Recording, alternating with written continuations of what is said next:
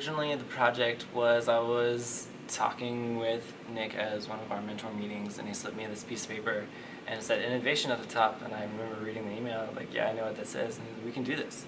It's like, okay. He's like, I've already got an idea, and he showed me this ball. He came up with this idea to build a structure in 2004, so I said, all right, I'm on board.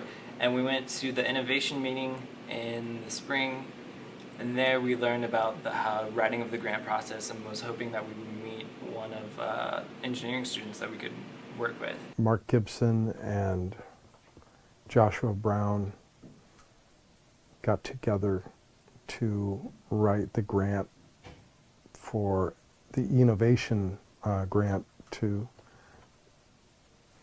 collaborate on a piece. I helped them, mentored them through that process in developing a budget and the statement for the grant, and they got the grant to build this structure, a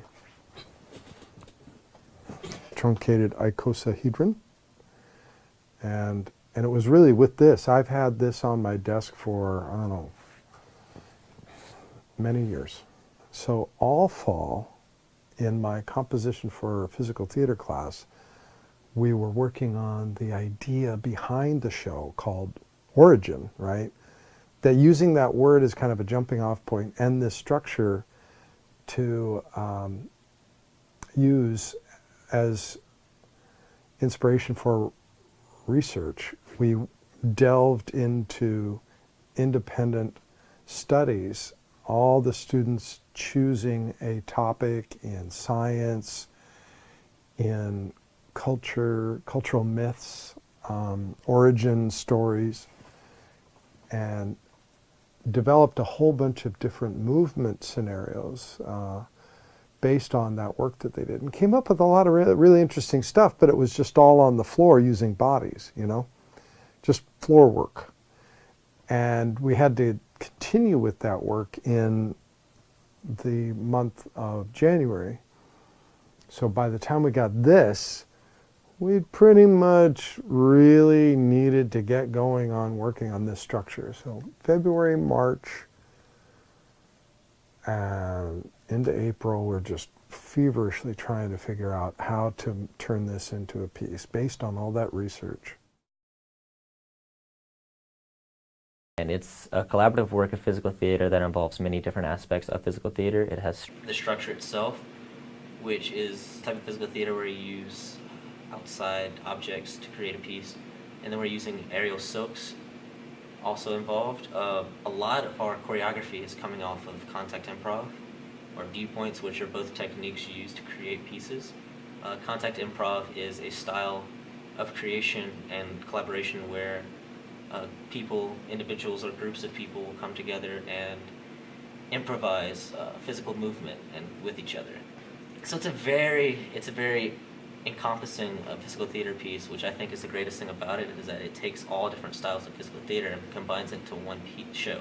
We come in with an idea, we present our idea, and we see what the students deliver, and we take what they give us, and then we reshape it, we mold it, we sculpt out, and we build these ideas. So it's a very give and take process. So the story involves the beginnings of life, what life might have been at the very beginning.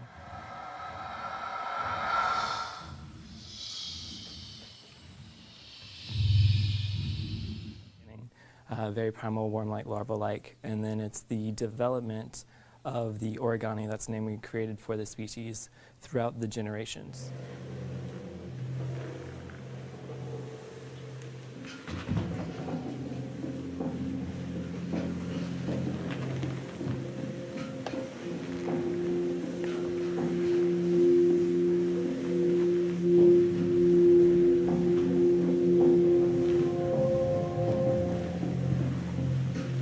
So the first movement, the origami are given arms by Alpha, who is the main character of that scene, and he's supposed to signify the responsibility of the giving of the arms to everybody, and then he shows everybody how to use it, and then in the process he dies.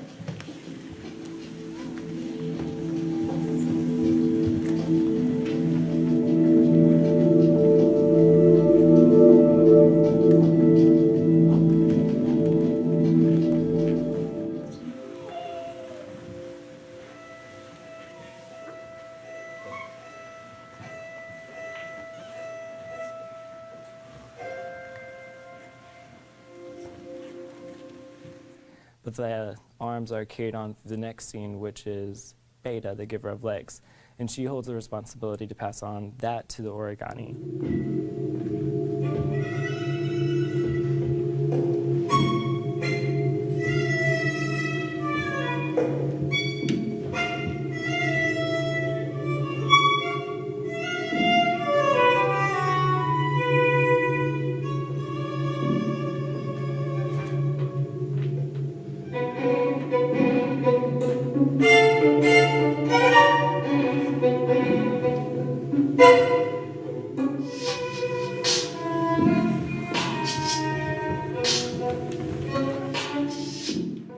And the similar process happens, and it goes on through the story until we get to development of family and then conflict and trying to bring everyone back together.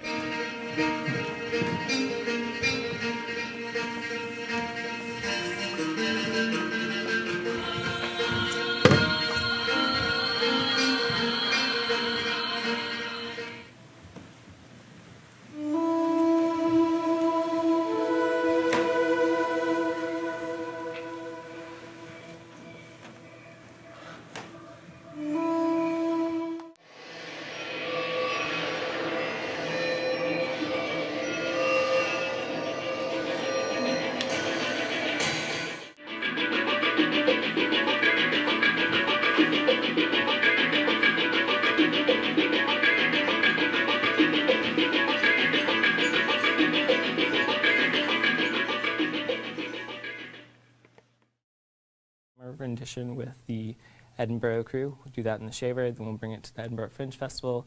We'll perform it 5 or so times. When we bring it back, my hopes are that we'll be able to tour it around the community, share with local schools, and we've also been invited to take some of our crew with the structure over to Gainesville for one of their special events and work with their dancers and collaborate with them. My hope for this piece in the future would be that we have a respectable showing in Edinburgh, and we'll just have an outside reviewer looking at our work and giving us the straight scoop on what they think. And for me, I think that's what I personally like more than anything in terms of feedback, so that we can grow and develop as artists.